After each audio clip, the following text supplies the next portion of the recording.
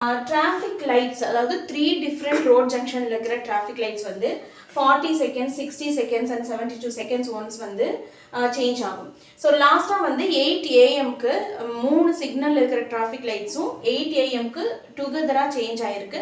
So next என்ன டைமுக்கு 3 traffic லைட்ஸும் டுகெதராக change ஆகும் அப்படிங்கிறது தான் இங்கே கொஷின். ஸோ இப்படி கொடுக்கும்போது நம்ம என்ன பண்ணோம் அப்படின்னா இந்த 40, 60, 72க்கு எல்சிஎம் எடுத்தோம் அப்படின்னா எல்சிஎம் அப்படிங்கிறது என்ன லீஸ்ட் காமன் மல்டிபிள்.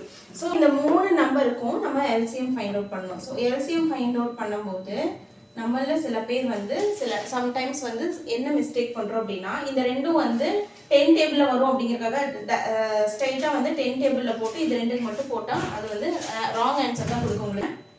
2 டேபிளில் போட்டோம் அப்படின்னா 20, இது 30, இது 36.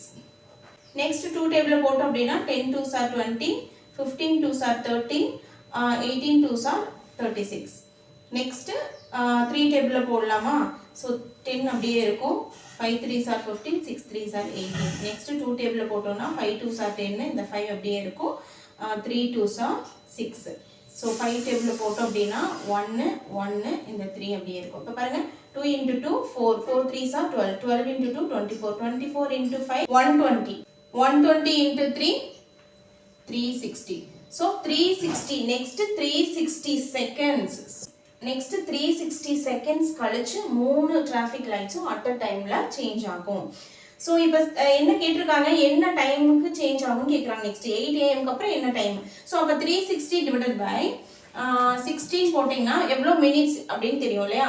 ஸோ 0 0 கேன்சல் ஆயிரும். 6 6 are 36. அப்போ 6 minutes கழிச்சு நம்மளுக்கு அடுத்து 3 லைட்டும் சேஞ்ச் ஆகும். ஸோ அப்படிங்கும் போது உங்களுக்கு ஆன்சர் என்ன வரும்? 8.06 AM-க்கு நெக்ஸ்ட் டைம் அட் அ டைமில் 3 டிராஃபிக் சிக்னலும் சேஞ்ச் ஆகும்.